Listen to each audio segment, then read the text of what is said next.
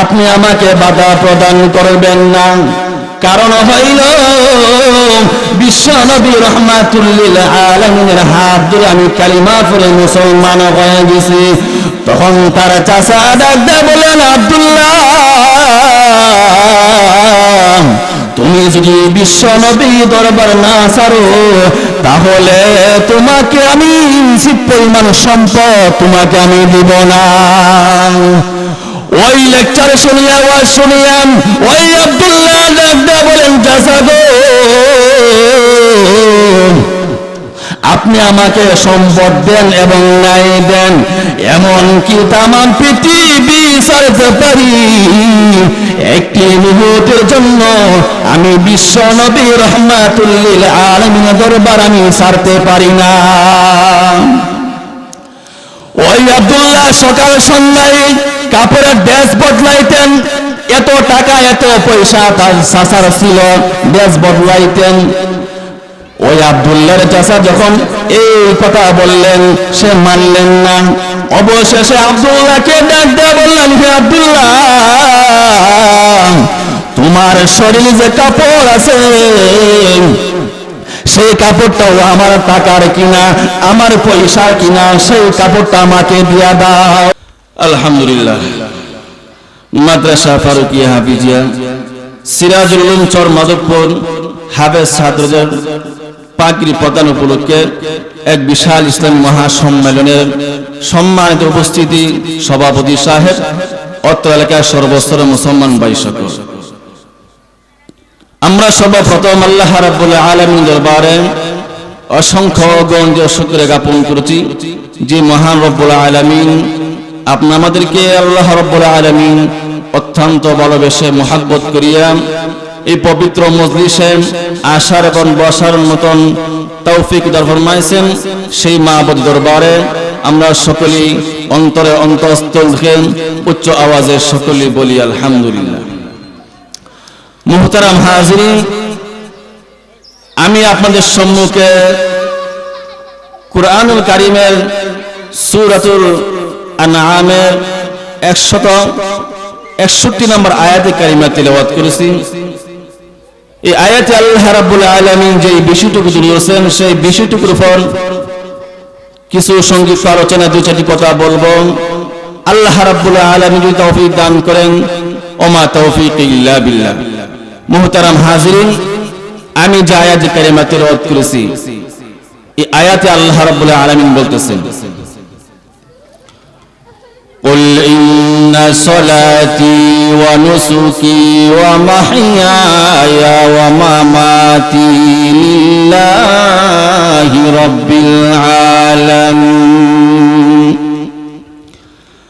আল্লাহ রাব্বুল আলামিন বলেন, হে বান্দা, আমি আল্লাহ রাব্বুল আলামিন তোমাদেরকে আমি আল্লাহ রাব্বুল আলামিনের গোলামি করার জন্য সৃষ্টি করেছি এবং তোমার নামাজ, তোমার রোজা, তোমার হজ, তোমার যাকাত সব কিছু যেন আল্লাহ রাব্বুল আলামিনকে রাজি খুশি করার জন্য হয় সেইভাবে করতে হবে।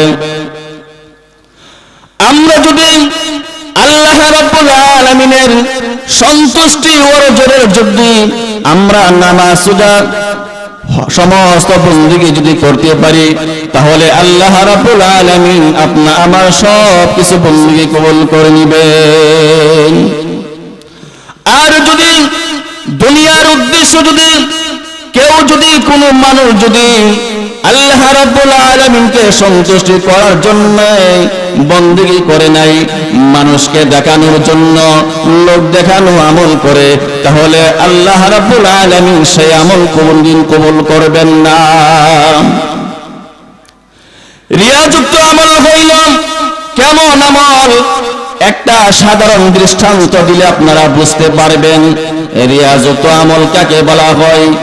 রিয়াযুক্ত আমল বলা হয়, দেখবেন অনেক সময় দিনের বেলা অথবা রাত্রির বেলা প্রচন্ড গরমের সময় যখন কোনো মানুষ তার শরীরের মধ্যে কোনো কাপড় নাই, একবারে কোনো কাপড় নাই শরীরের মধ্যে, ওই মানুষটা যখন এমত অবস্থায় ছাটার মতো শুয়ে যান, কিছুক্ষণ ঘুমানোর পরে দেখবেন অল্প সময়ের মধ্যে দেখবেন তার পিঠের মধ্যে কিছু দাগ লেগে আছেন, ছাটার দাগ লেগে আছেন।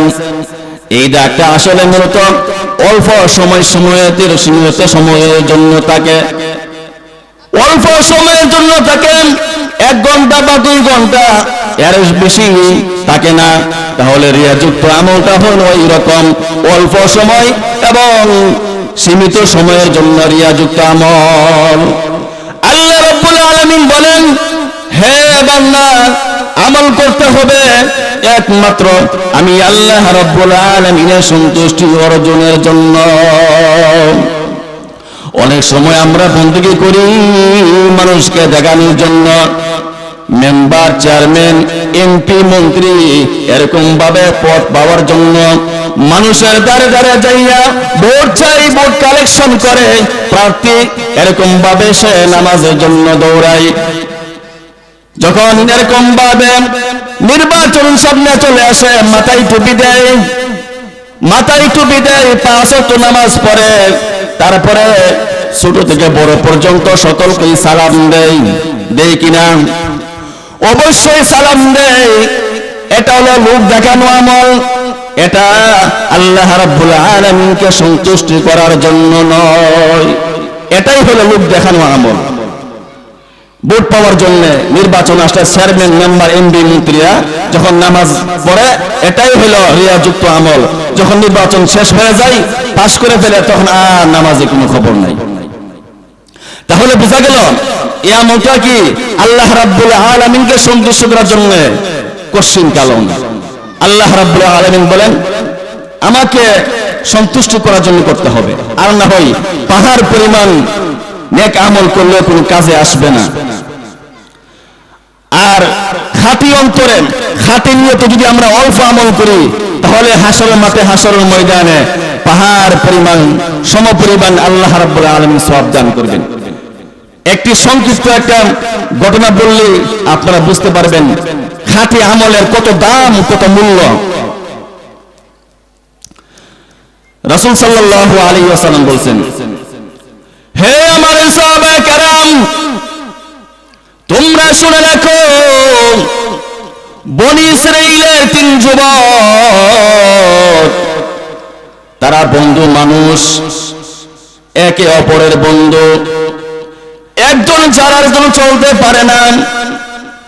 যেখানে যাই 3 বন্ধু একসঙ্গে চলে যায়, যে কোনো জিনিস খাবার একসাথে খাই, একজনকে ফালাইয়া আরেকজন খাই না।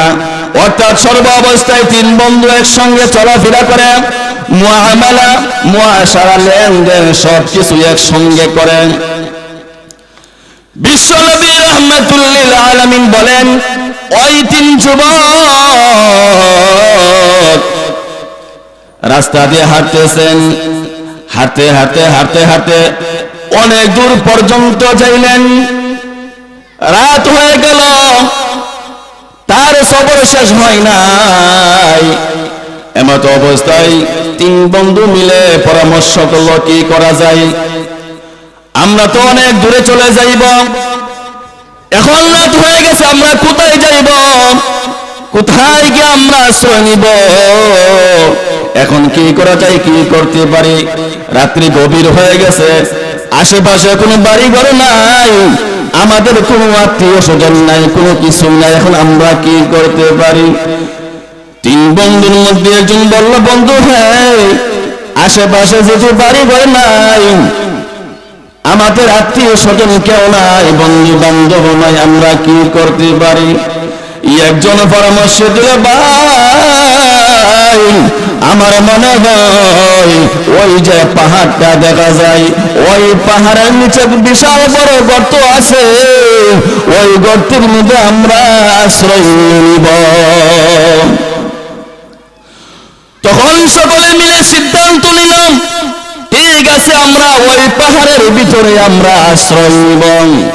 3 বন্ধু যখন ওই পাহাড়ের নিচে যাইলেন, যাওয়ার পরে গর্তের ভিতরে চলে যাইলেন। আল্লাহর কুদরত বোঝা যায় না, ওই তিন বন্ধু যখন গর্তের ভিতরে গেলেন, যাওয়ার সঙ্গে সঙ্গে আল্লাহ রাব্বুল আলামিন কুদরত বোঝা যায় না, ওই পাহাড় থেকে বিশাল একটা পাথর আইসা ওই গর্তের মুখটাকে ঢাইকা দিয়েছেন।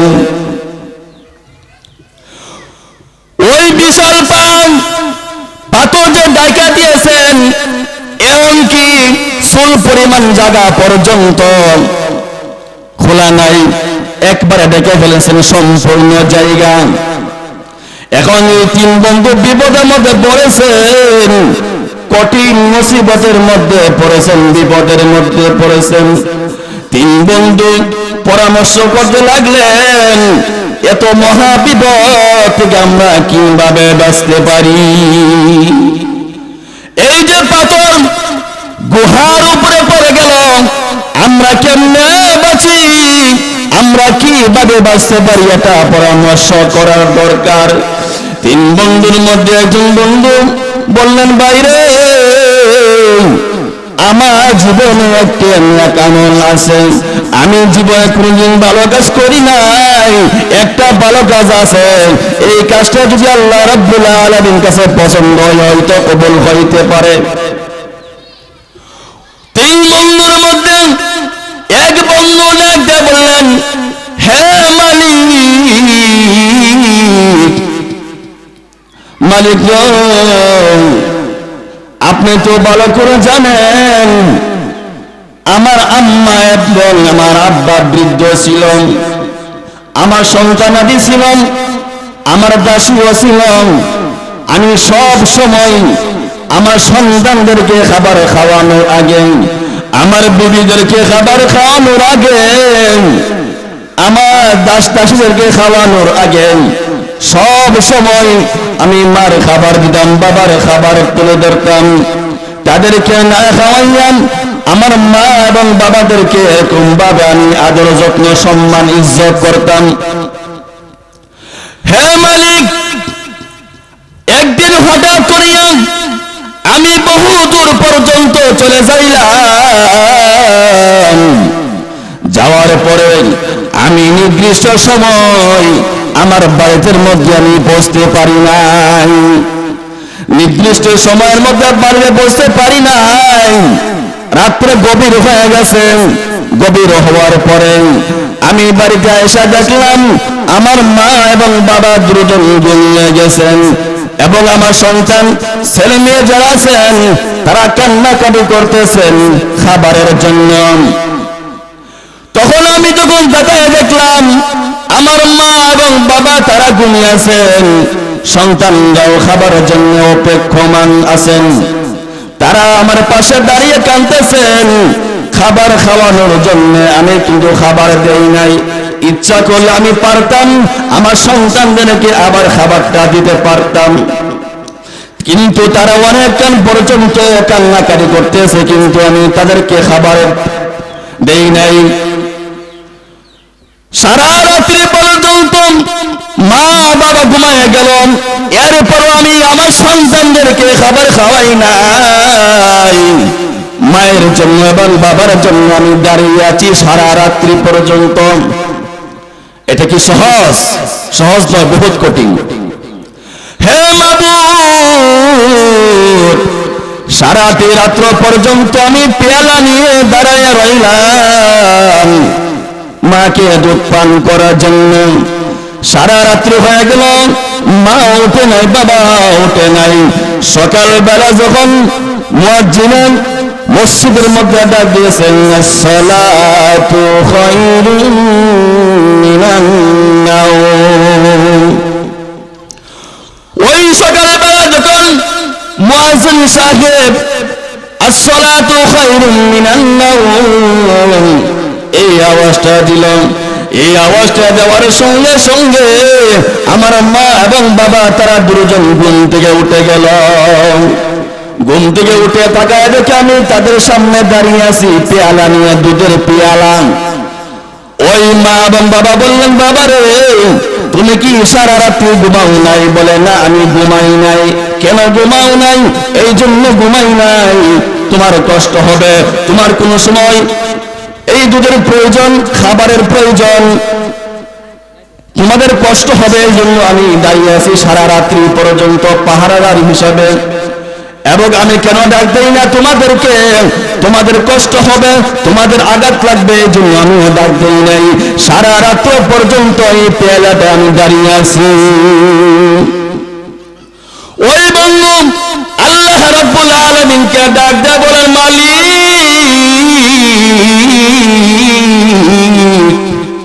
ওই কাজটা যদি আমি ইখলাসের সহিত করে থাকি, আমি অন্তর থেকে করে থাকি, মুহাব্বতের সহিত করে থাকি, আল্লাহ গো এই কঠিন মুসিবতের সময়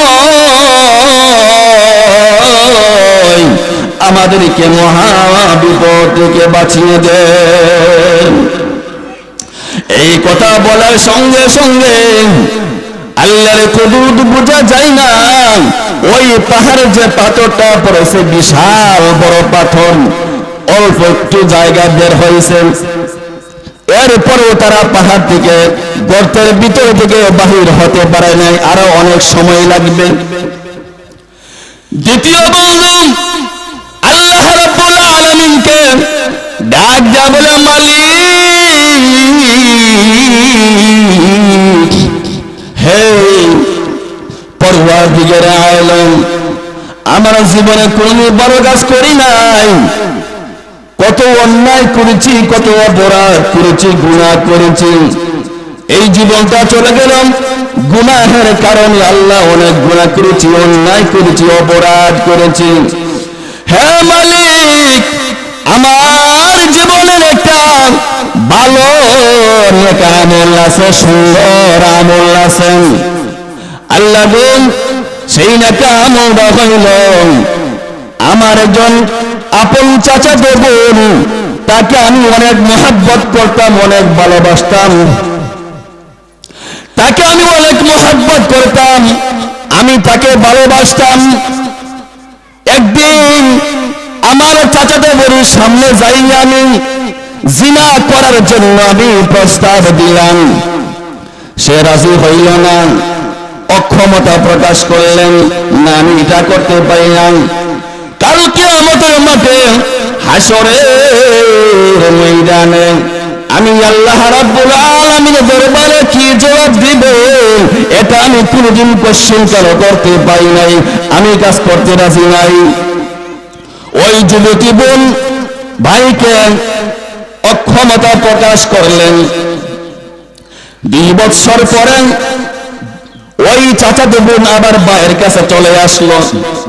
তার ঘরের মধ্যে অভাব অনটন দেখা দিল, দুর্ভিক্ষ দেখা দিল, তার কাছে কোনো টাকা নাই, পয়সা নাই, অর্থ সম্পদ কোনো কিছু নাই, একবারে শূন্য হয়ে গেল।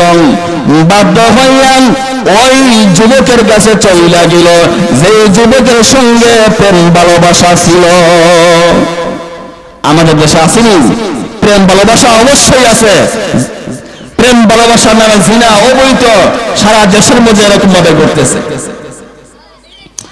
ওই যুবতী বোন 2 বছর পরে ভাইয়ের কাছে যাইয়া বললেন, ভাই আমি একটা বিপদের মধ্যে পড়ে তোমার কাছে চলে আসছি। সেই বিপদটা হইল, আমার কাছে টাকা নাই, আমার কাছে পয়সা নাই, আমার কাছে অর্থ নাই, কোনো কিছু নেই, শূন্য হয়ে গেলাম। বাচ্চারা কান্নাকাটি করতেছেন, খাবারের জন্য কোনো কিছু দিতে পারি না। হে ভাই, এই কঠিন বিপদের সময়, এই বিপদের মধ্যে তুমি আমাকে সাহায্য করতে পারবে কি? ভাই এবং সুবর্ণ সুযোগ মনে করিয়া ওই যুবতী বোনটাকে ডাকতে বললেন, হে বোন, আমি তোমার সঙ্গে, তোমাকে আমি 100 দিরহাম দিব, একটা কাজের বিনিময় তুমি আমার সঙ্গে জিনা করতে হবে। নাউজুবিল্লাহ বিল্লাহ। ওই যুবতী বোন রাজি হয়ে গেলেন, কারণ রাজি না হওয়া কেন রাজি হয়ে গেলেন, বাধ্য হয়েছেন? তার পেটের মধ্যে খাবার নাই, হাতের মধ্যে টাকা নাই, সম্ভব নাই, কোনো কিছু নাই, শূন্য হয়ে গেলেন, দেওয়ালে পিঠ লেগে গেছেন। ওই সময় তার যুবক ভাই কুপ্রস্তাব দিলেন, জিনাহের প্রস্তাব দিলেন। ওই সময় যুবতী বলতাম দিশাহারা হইয়া ওই ভাইয়ের প্রস্তাবকে রাজি হয়ে গেলেন। রাজি হওয়ার পরে 100 দিরহাম স্বর্ণ মুদ্রা ওই বোনটাকে দান করলেন। কিসের বিনিময়? জিনা করার বিনিময়। জিনা কিন্তু এখনো করে নাই। যখন ওই যুবক ভাই জিনা করার জন্য সামনে দিকে অগ্রসর হইলেন, প্রস্তুত হইলেন, জিনা করে ফেলবেন, এমন সময় ওই বোনটা ডাক দিয়ে বললেন, ভাই তুমি যে আমার সঙ্গে জিনা করবে, অবৈধ কাজ করবে, তুমি কি আল্লাহকে ভয় করো নাই? ইত্তাকিল্লাহ, আল্লাহকে ভয় করো, আল্লাহকে ভয় করো। এই কাজ যদি এখন করো, হাসরের মাঠে, হাসরের ময়দানে আল্লাহ রাব্বুল আলামিনের দরবারে কি জবাব তুমি দিবা বা আমি দিব? এই কাজটা যদি করো, হয়তো দুনিয়া শান্তির জন্য, দুনিয়ার আনন্দ উল্লাসের জন্য অল্প সময় আনন্দ করলাম, তুমি করলে আমিও করলাম, হাসরের মাঠে, হাসরের ময়দানে এমন কঠিন মুহূর্তের সময় জাহান্নামের আগুনের মধ্যে জ্বলতে হবে। দুনিয়া সাধারণ আগুন নয়, হাসরের মাঠের আগুন হইল দুনিয়ার আগুনের চাইতে 70 গুণ তেজ বেশি, 70 গুণ তেজ বেশি। কয়েকদিন আগে একটা লঞ্চের মধ্যে আগুন উঠে গেল, হাজার হাজার মানুষ দুনিয়া থেকে বিদায় হয়ে গেল। 10 দিন আগের ঘটনা। তারা বুঝতে পেরেছেন আগুন কত তাপ, কত তাপ, কত কষ্ট তারা করেছেন, তারাই বুঝতে পারবেন, আর কেউ বুঝবে না। দুনিয়ার সাধারণ আগুন তো তেমন কিছুই না, আখিরাতের তুলনায় তারাই বুঝতে পারবেন।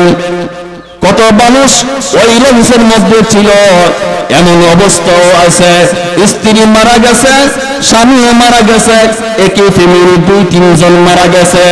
ছেলে সামনে নিয়ে দুনিয়া থেকে বিদায় হয়ে যায়, তারপরেও বাঁচাইতে পারবে না। স্ত্রীর সামনে স্বামী চলে গেছে, বাঁচাইতে পারে নাই। এমনকি এমন অবস্থা হয়ে গেছে, টোটাল ফ্যামিলি আগুনে পুড়িয়া ছারখার হয়ে গেছে। তাহলে দুনিয়ার আগুন হাসরের মাঠের আগুনের চাইতে অনেক কম, অনেক কম। তাহলে তারা বুঝতে পারছে কত কষ্ট। ওই বোন ভাইকে ডাকতে বলেন, ভাই তুমি কি জাহান্নামের আগুন সহ্য করতে পারবা কিনা বলো? যদি সহ্য করতে পারো তাহলে তুমি আমার সঙ্গে জিনা করবে। আর দেখো, ইত্তাকিল্লাহ, আল্লাহকে তুমি ভয় করো। ওই বোন যখন ভাইকে নসিহত করেছেন, উপদেশ দিয়েছেন, ওয়াজ করেছেন, তার অন্তরে আল্লাহ রাব্বুল আলামিনের মুহাব্বত ঢুকে গেছেন, এখান থেকে চলে আসছেন, জিনা করে নাই। ওই যুবক আল্লাহ রাব্বুল আলামিনকে ডাকবে বলে, মালিক এই কাজটা যদি আমি আল্লাহ তোমার সন্তুষ্টি করার জন্য যদি করে থাকি, আমি যদি ইখলাসের নিয়তে করে থাকি, আমার কাজটা যদি তুমি সন্তুষ্ট হইয়া থাকো, রাজি হয়ে থাকো, হে মাবুদ এই কঠিন মুসিবতের সময়, এই বিপদের সময় আমাদেরকে তুমি উদ্ধার করে দাও। ওই যুবকটা যখন এই কথা বললেন, বলার সঙ্গে সঙ্গে আল্লাহ রাব্বুল আলামিন পাথরটাকে আরেকটু সরাইয়া দিলেন। সুবহানাল্লাহ। এরপরও 3 যুবক এখান থেকে আর বের হতে পারে নাই, আরো সময় নিবে, ভালো করে এই পাথরটা সরে নাই। তৃতীয় ব্যক্তি আল্লাহ রাব্বুল আলামিনের কাছে প্রার্থনা করেন, মাবুদ গো, হে মাবুদ আমি জীবনে কত অন্যায় করেছি, কত অপরাধ করেছি মাবুদ, তবে আমার একটা নেক আমল আছে, আমার একটা ভালো আমল আছে। হে মাবুদ, সেই নেক আমলটা হইল আমার ঘরের মধ্যে অনেক চাকর ছিল, আমার কৃষি কাজ করত, আমার কৃষি কাজ করত। কৃষি কাজ করে কিছু চাকর তারা আমার বেতন নিয়ে চলে গেল, মজুরি নিয়ে চলে গেল। আর একটা গান মজুরি ছিল, সে বেতন নাই নাই, টাকা নাই নাই, পয়সা নেই নাই, এখান থেকে চলে গেল। বহুদিন পরে, অনেক বছর পরে ওই যুবকটা এসে আমাকে বললেন, ভাই তোমার কাছে যে আমি টাকা পাইতাম, সেই টাকা তো আমাকে দাও নাই, আমিও নেই নাই, আমাকে টাকা দাও। আমরা বলে কি কইলাম, এরে বেটা অনেক বছর হয়ে গেছে তুই আমার কাছে আসছস টাকা নেওয়ার জন্য, তুই তো আমার টাকা নিয়ে গেছস। এরকম অনেক বাটফার আছে কিনা? অবশ্যই আছে, কিন্তু সে বাটফারি করে নাই। অনেক সময় আমরা বলে থাকতাম, এরে যুবক তুই তো আমার কাছ থেকে টাকা নিয়ে গেছস, এখন কেন আসি টাকা নেওয়ার জন্য? চলে যা এখান থেকে। ওই যুবকটা এই কথা বলে নাই, আমরা ঠিকই বলতাম, কারণ আমরা হলে বাটফার। অনেক মানুষের বাটফার আছে, টাকা পয়সা নিলে দিতে চাই না, একদিন দুই দিন তিন দিন, এক সপ্তাহ দুই সপ্তাহ, মাসের পরে মাস, বছরের পরে বছর চলে যায়, টাকা দেয় না। এরকম মানুষ আছে কি নাই? অবশ্যই দুনিয়াতে আছে। ওই যুবকটা আল্লাহ রাব্বুল আলামিনকে ডাক দিয়ে বলেন, হে মালিক। ওই যুবকটা যখন আমার কাছে চলে আসলো টাকা নেওয়ার জন্য, তার যে টাকা আছে, তার যে পরিমাণ টাকা আছে, সেই টাকা দিয়া আমি কিছু সংখ্যক বকরি কিনলাম, ছাগল কিনলাম। সেই ছাগলগুলো কিনিয়া ছাগলগুলো বড় হইতে লাগলেন, অনেকগুলো ছাগল হয়ে গেল, শত শত ছাগল হয়ে গেল। এরকম ভাবে এই সেই ছাগলের টাকা পয়সা দিয়া আমি গরু কিনলাম, মহিষ কিনলাম, অনেকগুলো মহিষ কিনলাম, এরপরে উট ডিম্বা সব কিছু কিনলাম তার টাকা দিয়া। সে অনেক বছর পর্যন্ত আমার কাছে টাকা নাই নাই, সে আমার কাছ থেকে চলে গেল। হে মাবুদ, ওই যুবকটা যখন আমার সামনে চলে আসছে টাকা নেওয়ার জন্য, আমি বলছি, ভাই ওই যে মাঠের মধ্যে ছাগল দেখা যায়, গরু দেখা যায়, মহিষ দেখা যায়, উট দুম্বা দেখা যায়, ওইগুলি বলে তোমার টাকা তুমি নিয়ে যাও। আমরা তো আসলে আসল টাকাই দিতে চাই না, আসল টাকাই দিতে চাই না। আর এতগুলা ছাগল বকরি উট মহিষ সব কিছু হয়েছেন, আমরা তো জিন্দিগি তো দিলাম নইলে উচিত তো আমি দিতে চাই না। ওই যুবকটাকে ডাক দিয়া বললেন, হে ভাই ওই যে মাঠের মধ্যে ছাগল দেখা যায়, মহিষ দেখা যায়, উট দেখা যায়, দুম্বা দেখা যায়, ওইগুলি হলো তোমার। ওই সময় যুবকটা ডাক দিয়ে বলেন, ভাই আমি তো তোমার কাছে মাত্র কিছু অল্প টাকা পাই, অল্প টাকা পাই, আমি তো এত কিছু চাইছি না, তুমি মনে হয় উপহাস করতেছ, ঠাট্টা বিদ্রোহ করতেছ আমার সঙ্গে। ওই যুবকটা ডাক দিয়ে বলেন, ভাই আমি তোমার সঙ্গে ঠাট্টা বিদ্রোহ করি না, আমি উপহাস করি না, আমি তোমার সঙ্গে মজা করি না, এটাই বাস্তব, তুমি নিয়ে যাও। ওই যুবকটা তাকে দান করে দিলেন। সুবহানাল্লাহ। ওই যুবকটা আল্লাহ পাক রব্বুল আলামিনের কাছে ফরিয়াদ করলেন, মাবুদ গো, ওই কাজটা যদি আল্লাহ আমি সন্তুষ্টি করার জন্য করে থাকি, এই মুহূর্তে এই কঠিন মুসিবতের সময় আপনি আমাদেরকে উদ্ধার করুন, আপনি আমাদেরকে বাঁচাইয়া দেন, আপনি আমাকে বিপদ থেকে উদ্ধার করুন। এই কথা বলার সঙ্গে সঙ্গে আল্লাহর কুদরত বোঝা যায় না, ওই সময় পাহাড়ে যে পাথরটা ছিল অল্প সময়ের ভিতরে ওই পাথরটা গুহার মুখ থেকে সরে গেল। সুবহানাল্লাহ বলেন না? তাহলে ইখলাসের সহিত আল্লাহ রাব্বুল আলামিনের ইবাদত বندگی করলে কি লাভ হয়? ওই তিন যুবক যদি তাদের অন্তরে ইখলাস না থাকতো, আল্লাহ রাব্বুল আলামিনের ভালোবাসা না থাকতো, তার অন্তরে যদি গরমি থাকতো, তাহলে কিয়ামতের আগ পর্যন্ত ওই যুবক ওই গুহা থেকে পশ্চিম কালেও বের হইতে পারতেন না। কি করে পারতেন? পশ্চিম কালেও পারতেন না। একমাত্র কেন বের হয়েছে? তাদের নিয়ত, তাদের ইখলাস, আন্তরিকতার কারণে আল্লাহ রাব্বুল আলামিন তাদেরকে এই কঠিন মুসিবতের সময় বিপদ থেকে বাঁচাইছে। আর যদি তারা এরকম ভাবে ইখলাসের সহিত না করতো, তাহলে ওই গুহার ভিতরে পড়ে তারা মরতে হতো। তাহলে বোঝা গেল ইখলাসের দাম বড় দাম, ইখলাসের বড় দাম। ইখলাসের সহিত যদি আমরা অল্প আমল করতে পারি, এই আমলটা আল্লাহ রাব্বুল আলামিনের দরবারে কবুল হয়ে পাহাড় পরিমাণ পর্যন্ত নেকি হয়ে যায়। আর যদি ইখলাসের সহিত আমরা আল্লাহ রাব্বুল আলামিনের বندگی না করতে পারি, তাহলে আমরা চুল পরিমাণ পর্যন্ত আল্লাহ রাব্বুল আলামিনের কাছ থেকে কোনো কিছু পাইব না। বিশ্বনবী রাহমাতুল লিল আলামিনের সাহাবায়ে কেরাম এত কষ্ট করেছেন দুনিয়ার মধ্যে, সাহাবায়ে কেরামের সম্মান নিয়ে বাড়ে নাই, এমনি বাড়ে নাই। আল্লাহ রাসূল সাল্লাল্লাহু আলাইহি ওয়াসাল্লামের একজন সাহাবায়ে কেরামের কত সম্মান, কত মর্যাদা জানেন? বরফির আব্দুল কাদের জিলানী রাহমাতুল্লাহি আলাইহির এক মুরিদ ডাক দেয়া বলেন, হে বরফির, আপনার মাঝে এবং বিশ্বনবী রাহমাতুল লিল আলামিনের সাহাবীর মধ্যে কতটুকু পার্থক্য? ওই বরফির ডাক দেয়া বললেন, হে রে কমবক্ত নাদান, কই নবীর সাহাবী, কই আমি আব্দুল কাদের জিলানী? আকাশ আর পাতাল ব্যবধান। কতটুকু ব্যবধান জানেন কি?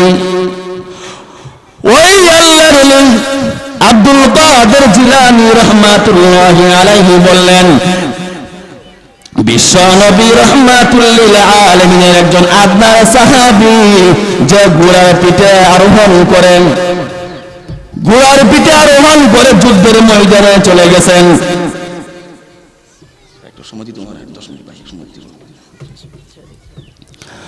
ওই সময় ওই আব্দুল কাদের জিলানী রাহমাতুল্লাহি আলাইহি ডাক দিয়ে বলেন, নবীজি আপনার একজন সাহাবী সমতুল্য কতটুকু?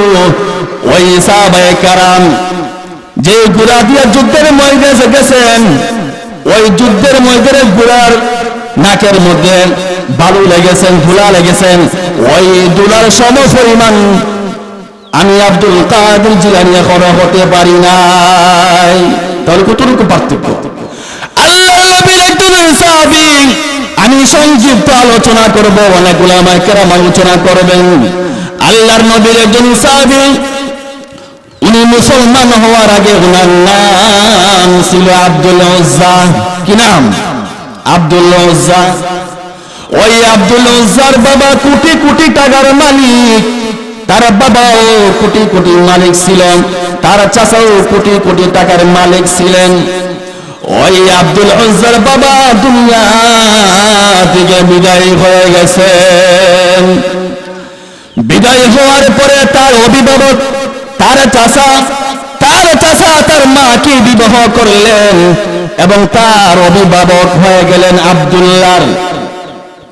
অভিভাবক যখন হয়ে গেলেন, ওই আব্দুল্লাহ বিশ্বনবী রাহমাতুল লিল আলামিনের কাছে সময় মতো যাইতেন, আসা যাওয়া করতেন নিয়মিত।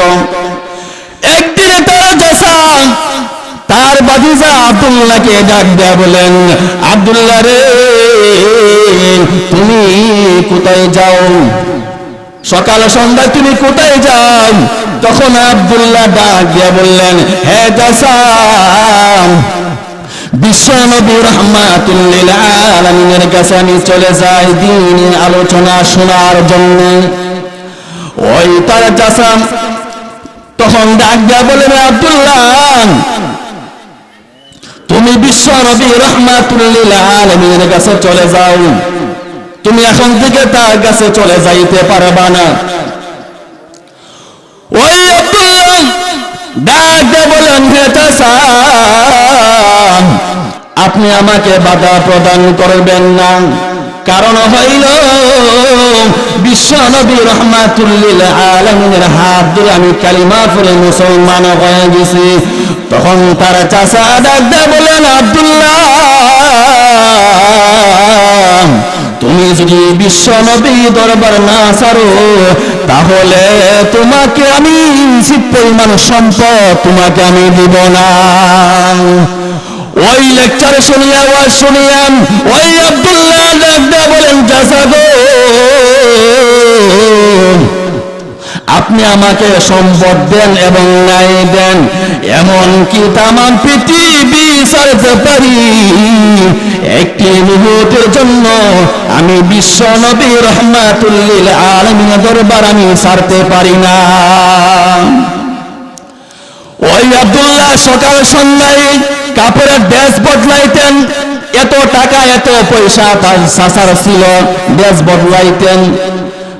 ওই আব্দুল্লাহর চাচা যখন এই কথা বললেন সে মানলেন না।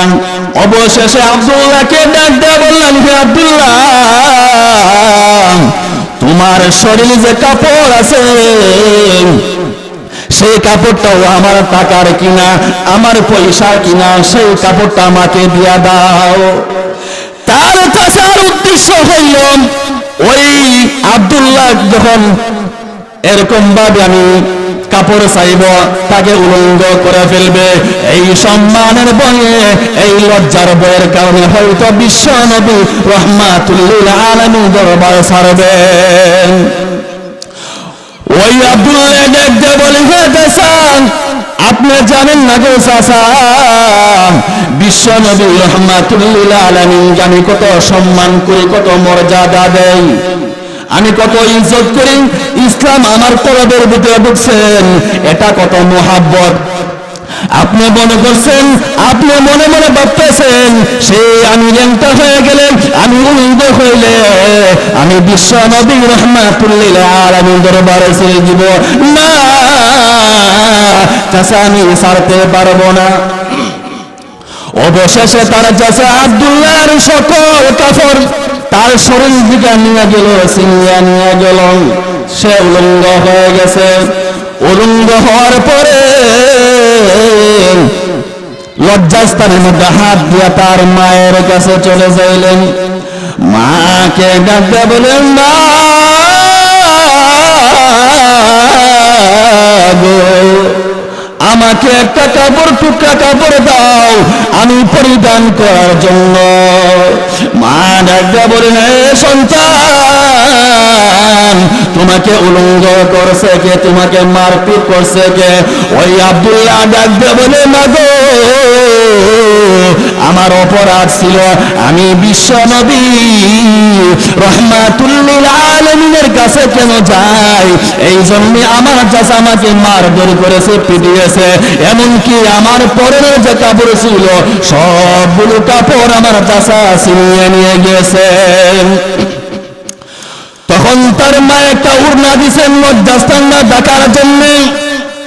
লজ্জাস্থানটা ডাকিয়া কোনো মতে গভীর রজনীতে বিশ্বনবী রাহমাতুল লিল আলামিন যে হুজরার মধ্যে থাকেন, ওই আব্দুল্লাহ শীতের মধ্যে কনকনি শীতের মধ্যে দাঁড়িয়ে আছেন। মুয়াজ্জিন সাহেব যখন এরকম ভাবে আযান দিতেছেন, বিশ্বনবী রাহমাতুল লিল আলামিন ঘুম ভেঙে গেছে। ফজরের সময় বিশ্বনবী রাহমাতুল লিল আলামিন তাকায় দেখেন একটা যুবক দাঁড়িয়ে আছেন, কান্না করতেছেন শীতের ভিতরে। বিশ্ব নবী রাহমাতুল লিল আলামিন ডাক দিয়ে বলেন, হে যুবক, তুমি কে এত রাতে দাঁড়িয়েছো, কান্না করতেছো, কারণটা কি? তোমার শরীরে কাপড় নাই কেন? ওই আব্দুল্লাহ ডাক দিয়ে বলেন, হে নবী, নবী গো, একমাত্র কারণ হইল আপনার দরবারে আমি কেন আসা যাওয়া করি নিয়মিত। আমার চাচা মারধর করেছেন, আমার চাচা আমার শরীরের কাপড়গুলা নিয়ে গেছে। কেন নিয়ে গেছেন? আমি কেন আপনাকে আমি মানি? ওই আব্দুল্লাহকে বিশ্ব নবী রাহমাতুল লিল আলামিন একটা কাপড় উপহার দিলেন। বিশ্ব নবী রাহমাতুল লিল আলামিনের কাপড়ের মর্যাদা আছে না নাই? অবশ্যই আছে। বিশ্ব নবী রাহমাতুল লিল আলামিন মসজিদে নববীতে যাইয়া ফজরের নামাজ আদায় করলেন। আদায় করার পরে ওই আব্দুল্লাহকে ডাক দিয়ে বললেন, হে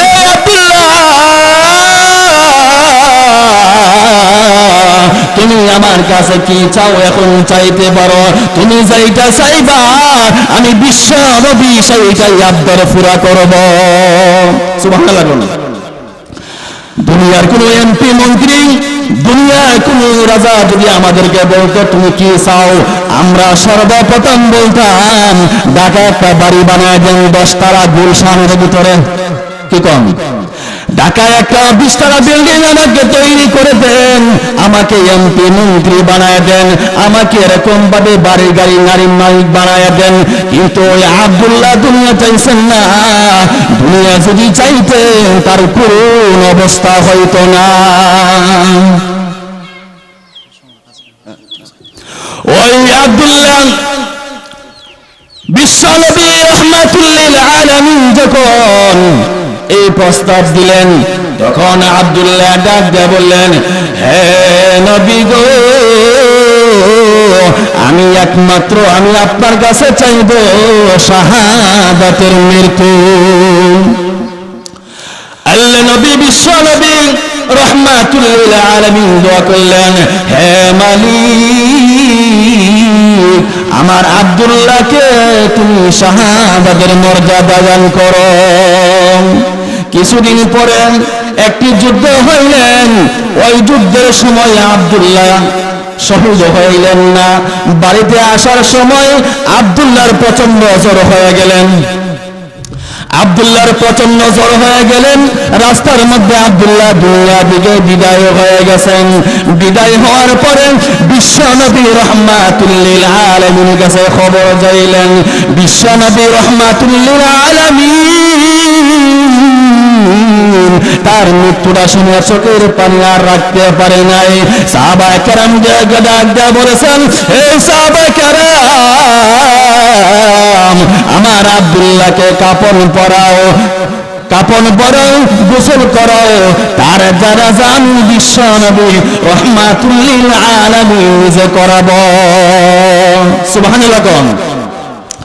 ওই আব্দুল্লাহ যখন দুনিয়া থেকে বিদায় হয়ে গেছেন, বিশ্ব নবী রাহমাতুল লিল আলামিন তার জানাজা পড়াইলেন। জানাজা যখন পড়াইলেন, বিশ্ব নবী রাহমাতুল লিল আলামিন পা উকি দিয়ে হাঁটেন। উকি বুঝুন তো, পা পুরাটা লাগাই না, হালকা কিছু লাগায়, মানে ভর দিয়ে হাঁটেন। সাহাবায়ে কেরাম ডাক দিয়ে বললেন, ইয়া রাসূলুল্লাহ, ইয়া হাবিবাল্লাহ, ওগো বিশ্ব নবী, আপনি কেন ভর দিয়ে হাঁটেন না, উকি দিয়ে হাঁটেন, কারণটা কি?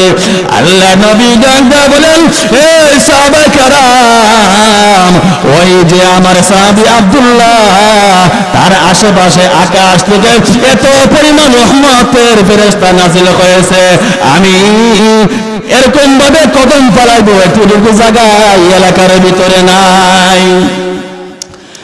বিশ্ব নবী রাহমাতুল লিল আলামিন যখন ওই আব্দুল্লাহর লাশটা কোলের মধ্যে এরকম ভাবে লইলেন, কোলের মধ্যে এরকম লইলা আল্লাহ রাব্বুল আলামিনের দরবারে ফরিয়াদ করেন, হে